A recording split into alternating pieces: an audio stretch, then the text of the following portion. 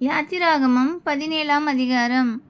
பின்பு இஸ்ரவேல் புத்திரராகிய சபையார் எல்லாரும் கர்த்தருடைய கட்டளையின்படி சீன் வனாந்தரத்திலிருந்து புறப்பட்டு பிரயாணம் பண்ணி ரெவிதீமிலே வந்து பாளையம் இறங்கினார்கள். அங்கே ஜனங்களுக்கு குடிக்க தண்ணீர் இல்லாதிருந்தது. அப்பொழுது ஜனங்கள் மோசேயோடே வாதாடி, நாங்கள் குடிக்கிறதற்கு எங்களுக்கு தண்ணீர் தர வேண்டும் என்றார்கள். அதற்கு மோசே, என்னோடே ஏன் வாதாடுகிறீர்கள்?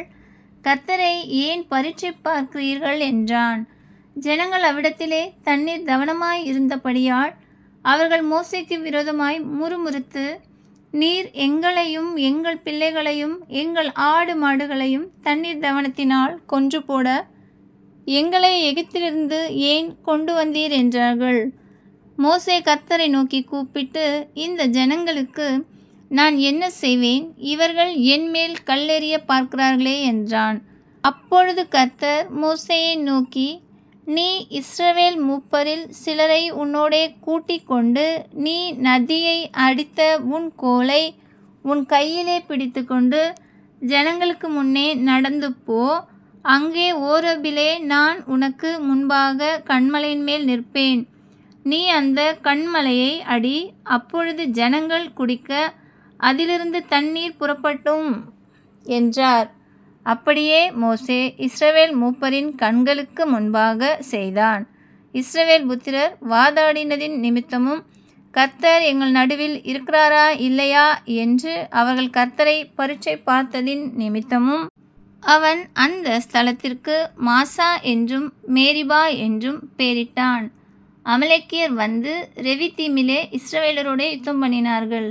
அப்பொழுது மோசே யோசுவாவை நோக்கி, நீ நமக்காக மனிதரை தெரிந்து கொண்டு புறப்பட்டு அமலேக்கோடே யுத்தம் பண்ணு.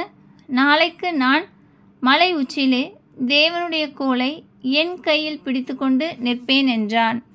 யோசுவா தனக்கு மோசே சொன்னபடியே செய்து அமலேக்கோடே யுத்தம் பண்ணினான். மோசேயும் ஆரோனும் ஊர் என்பவனும் மலை உச்சியில் ஏறினார்கள். மோசே தன் கையை ஏறெடுத்து இருக்கையில் இஸ்ரவேலர் மேற்கொண்டார்கள். அவன் தன் கையை தாழ விடுகையில் அமலேக்கு மேற்கொண்டான். மோசேயின் கைகள் அசந்து போயிற்று. அப்பொழுது அவர்கள் ஒரு கல்லை எடுத்து கொண்டு வந்து அவன் கீழே வைத்தார்கள். அதின் மேல் உட்கார்ந்தான்.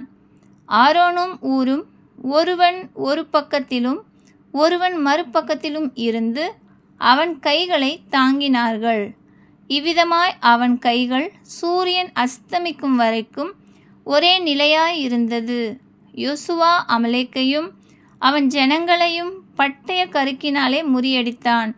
பின்பு கர்த்தர் மோசேயை நோக்கி, இதை நினைவு கூறும் பொருட்டு நீ ஒரு புஸ்தகத்தில் எழுதி யோசுவாவின் செவி கேட்கும்படி வாசி. அமலேக்கை வானத்தின் கீழெங்கும் இராதபடிக்கு நாசம் பண்ணுவேன் என்றார். மோசே ஒரு பலிபீடத்தை கட்டி அதற்கு யெகோவா நிசி என்று பெயரிட்டு, அமலேக்கின் கை கர்த்தருடைய சிங்காசனத்துக்கு விரோதமாயிருந்தபடியால் தலைமுறை தலைமுறை தோறும் அவனுக்கு விரோதமாய் கர்த்தரின் யுத்தம் நடக்கும் என்றான். ஆமென்.